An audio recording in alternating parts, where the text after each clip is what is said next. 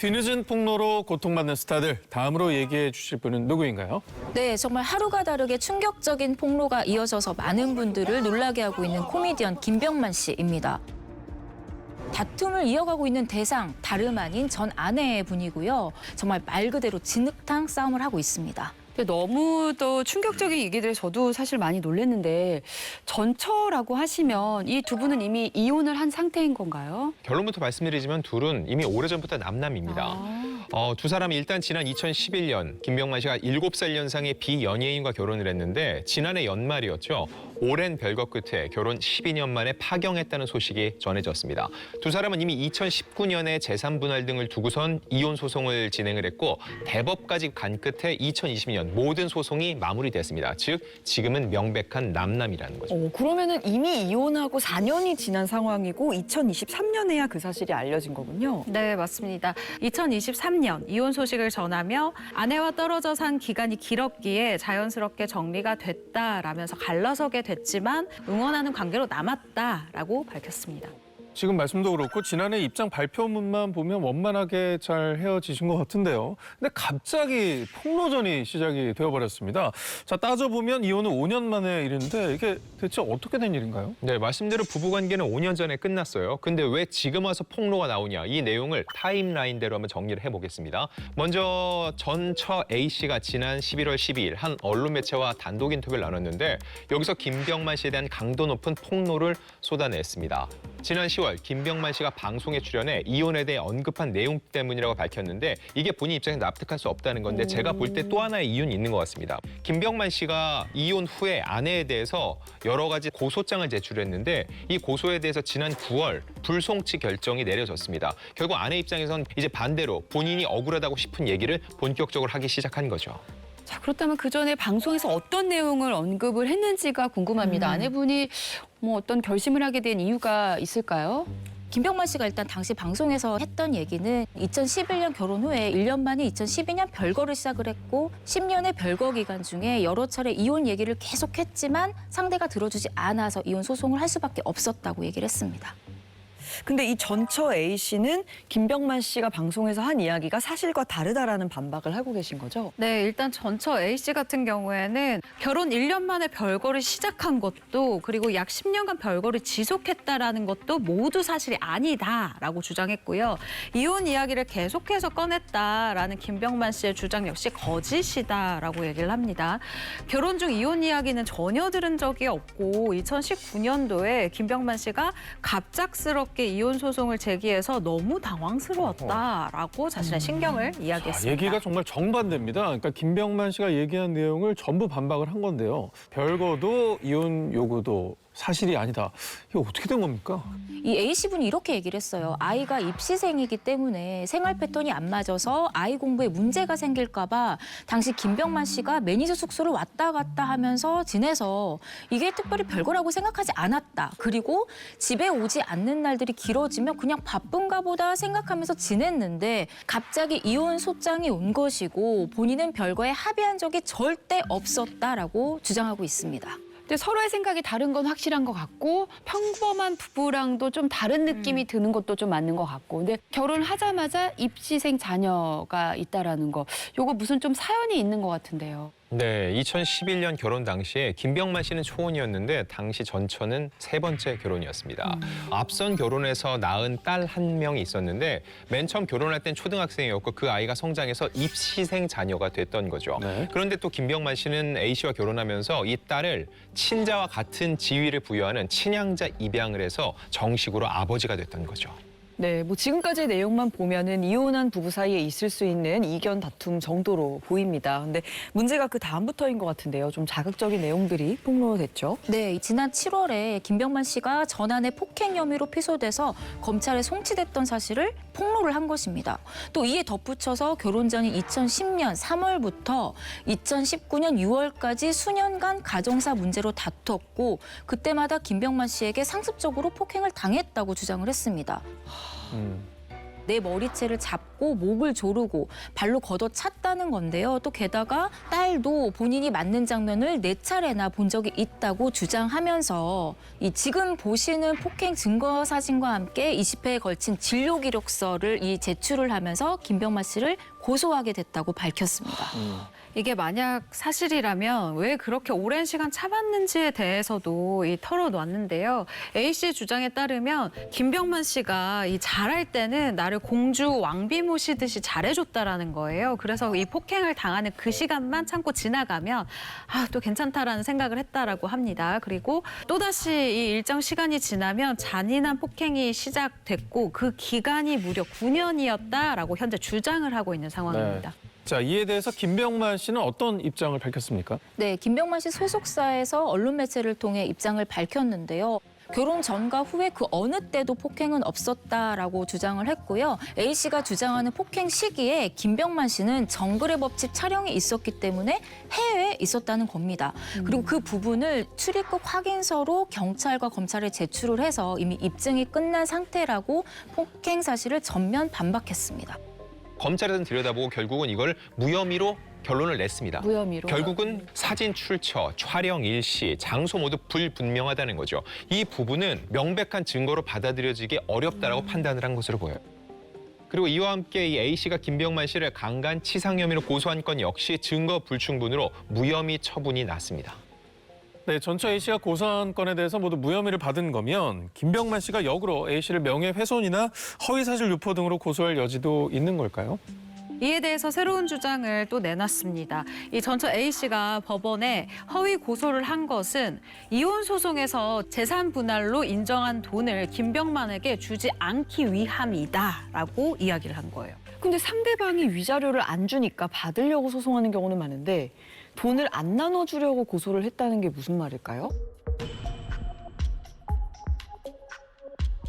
네, 일단 김병만 씨 측 주장에 따르면요. 이혼 전 부부의 수입을 전적으로 전 아내인 A 씨가 관리를 했다고 합니다. 아시다시피 김병만 씨가 정글 촬영을 가면은 통신도 안 터지는 오지잖아요. 자금 관리를 하기가 힘들기 때문에 이 A 씨에게 수입 관리와 재산을 전부 다 맡기게 됐다고 합니다.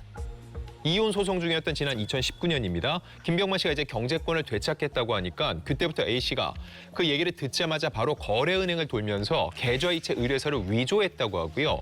그리고 김병만 씨의 통장에 있던 현금 총 6억 7,402만 원을 자신의 계좌로 무단 이체하는 일이 발생됐다는 게 김병만 씨 측의 주장입니다.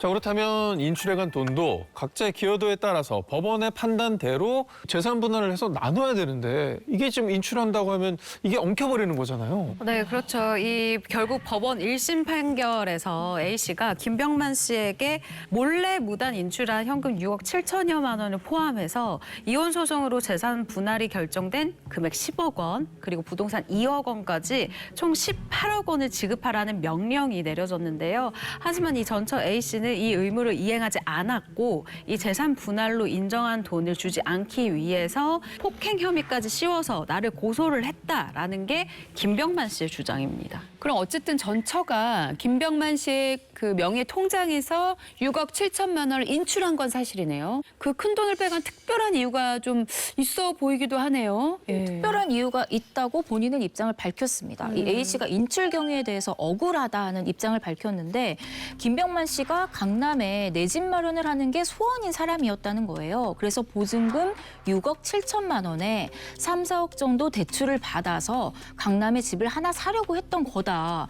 김병만 씨도 이 사실을 잘 알고 있었던 부분인데 김병만 씨가 대뜸 이 A 씨에게 당장 갖다 놔 불법이야라고 문자를 보냈다는 겁니다. 그래서 당황했던 기억이 난다라고 주장을 했습니다. 네, 정리를 해보면은 이 모든 폭로가 이혼 소송에서 이 결정된 재산 분할이 현재 제대로 이행되지 않고 있어서 비롯된 일들인 것 같은데요. 이거 말고 또 다른 쟁점도 있나요?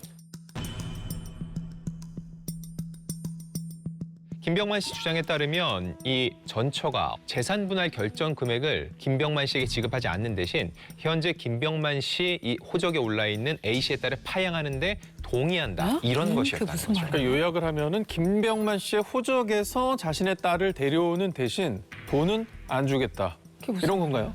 자, 김병만 씨 입장에서는 이혼했고 워낙 안 좋게 이혼을 했으니까 전처의 딸인 이 B 씨 역시 자신의 호적에서는 이제 빼고 싶은 생각이 들겠죠. 그래서 파양을 하고 싶다는 겁니다. 그래서 이 A 씨와의 조정안과는 별개로 딸 파양 소송을 진행을 했는데 일단 이거는 기각이 됐습니다. 근데 한가는 얘기를 합니다. 그래도 몇 년을 키웠는데 딸로서 내 호적에 올리고 그를 상대로 해서 재판을 진행하는 거는 조금 좀 너무하지 않아 생각할 수 있는데 절대 그렇지 않습니다. 왜냐하면 친양자 입양 같은 경우는 친자와 동일한 권리관계가 형성되기 때문에 재판을 통해서만 파양이 가능해요.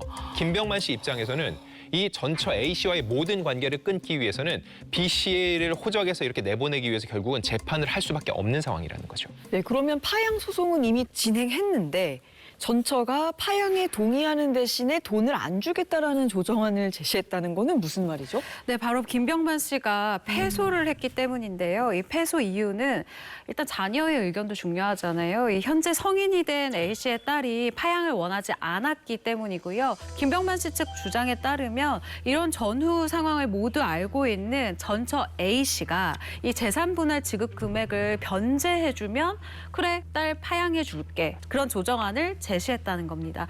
하지만 이 조정안도 A 씨 딸이 만약에 파양을 계속해서 거부한다. 나는 호적에 계속 아빠로 남아있었으면 좋겠다. 예를 들어서 이렇게 이야기를 하면 아무리 이 전처 A 씨가 동의를 해준다고 해도 이 파양 소송에서 김병만 씨가 이길 가능성은 좀 낮아 보입니다. 참 조심스러운 부분이에요. B 씨의 의견도 굉장히 중요하고요. 근데 A 씨의 딸인 이 B 씨가 파양을 거부하는 특별한 이유가 알려진 게 있을까요? 네, 거부하는 정확한 이유는 알려지지 않았지만 딸이 양 아버지인 이 김병만 씨를 좀 나름 좋게 생각하고 있는 것으로 보여져요. 일례로 지난 11월 18일에 한 언론 매체가 공개한 자료에 따르면 전처 A 씨가 이 자신의 딸이 김병만 씨의 폭행 장면을 4차례나 목격했다고 얘기를 했잖아요.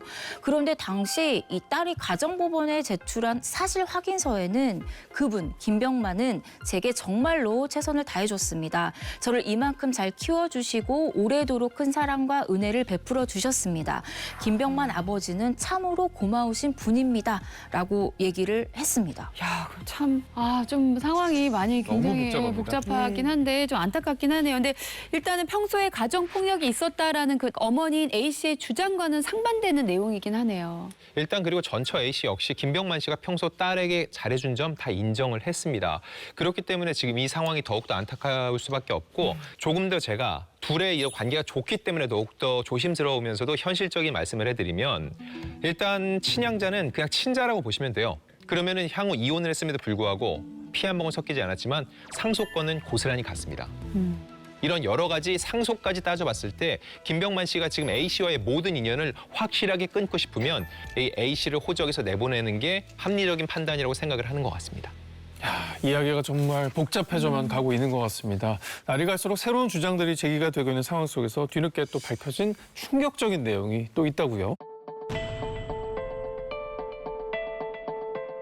이번에도 김병만 씨 측의 주장인데요. 바로 이혼 소송 중에 이 전처 A 씨가 자신의 명의로 보험을 24건을 들여놓은 사실을 알게 됐다라는 겁니다. 재테크용 보험 그리고 연금보험이 섞여 있긴 하지만 모두 이 피보험자가 사망 시에 보험금이 지급되는 상품으로요. 사실상 김병만 씨 측 입장에서는 이거는 사망보험 24개를 든 거나 다름없다라고 주장하고 있습니다. 네, 김병만 씨 주장에 따르면 보험 수익자는 대부분 전처인 A 씨로 되어 있고요. 그중 일부는 이 A 씨의 친딸이자 김병만 씨의 양녀였다고 합니다.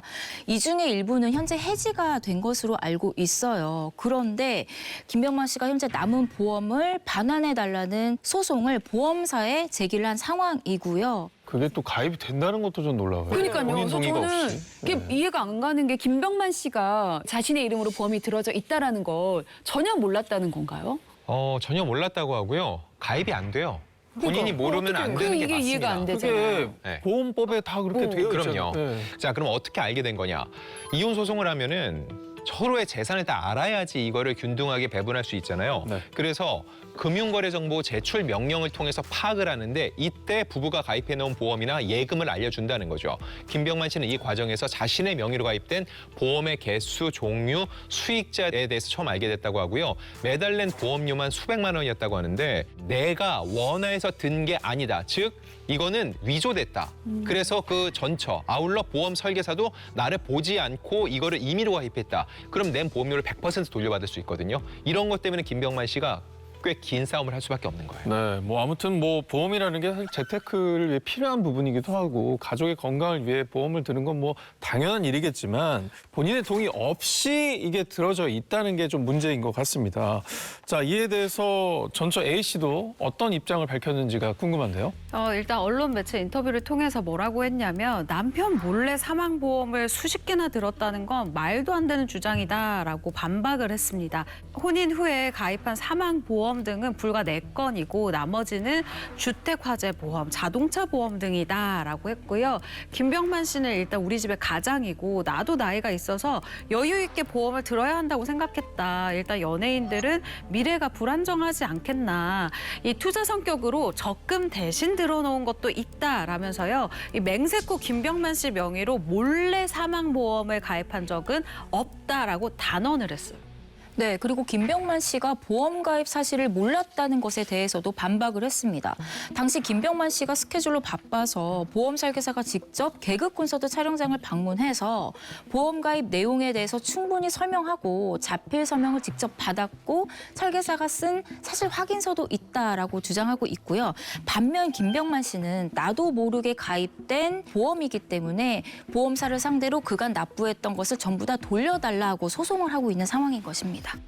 일단 하루가 다르게 계속적인 소식들이 전해져 오고 있습니다. 그래서 진실이 밝혀지기까지는 조금 더 시간이 걸릴 것으로 보이고 다만 김병만 씨는 소속사를 통해서 좋은 소식만 전해드려야 하는데 개인적인 일로 시끄럽게 해드려 죄송하다. 안 그래도 시끄러운 일 많은 세상에서 제 개인적인 일로 더 피로감을 주지 않도록 잘 마무리하겠다고 착잡한 심경을 전하기도 했었는데 대중들도 언론도 한 발 좀 물러서서 객관적으로 이 사태를 들여다볼 필요가 있을 것으로 보입니다. 네, 오늘은 뒤늦은 충격 폭로로 고통받는 스타들에 대해서 얘기를 나눠봤습니다. 사실관계를 떠나서 개인적인 일들이 수면 위로 떠오르면서 가장 곤혹스러운 거는 당사자 본인이 아닐까 싶습니다. 모쪼록 더 이상의 논란이 없이 잘 해결이 되었으면 좋겠습니다.